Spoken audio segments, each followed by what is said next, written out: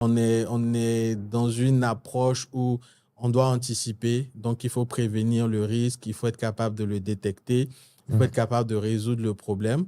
Et voilà, donc on a énormément de choses qu'on fait. Quand on vous dit qu'on fait de la cyber, on ne fait pas que hacker Ouais. les téléphones des gens. Pas plus tard qu'avant-hier, quelqu'un me demandait donc si j'apprends de la cyber, je peux mettre des gens sur écoute, je peux lire les messages WhatsApp des gens. C'est le Tu vois, volet qui en l'intéresse. fait, je pense que c'est très souvent cette dimension qui intéresse les gens, mais c'est beaucoup plus vaste que ça.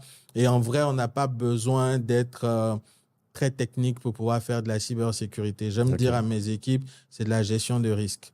Si j'ai compris que je gère des risques, après, c'est pas forcément moi qui vais développer les solutions, les mesures de sécurité, mais je dois savoir que là, au regard du risque, j'ai un risque sur la confidentialité. Donc, le moyen que je dois prendre, c'est d'empêcher que quelqu'un y accède. Qu'est-ce qu'on prend pour empêcher?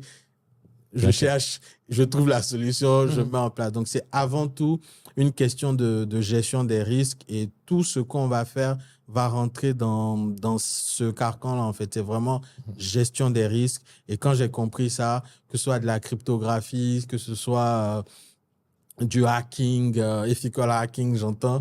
Voilà, hacker éthique pour traduire vraiment, c'est ceux qui font des tests d'intrusion chez les clients pour se mettre dans la peau, en fait, de l'attaquant. Donc, je me mets dans la peau de celui qui vient pour nuire et voilà. Et je vois un peu comment est-ce que les choses peuvent avancer au travers des actions. J'alerte mon client en lui disant, j'ai identifié telle ou telle faille dans le dispositif. Il faut chercher à le corriger.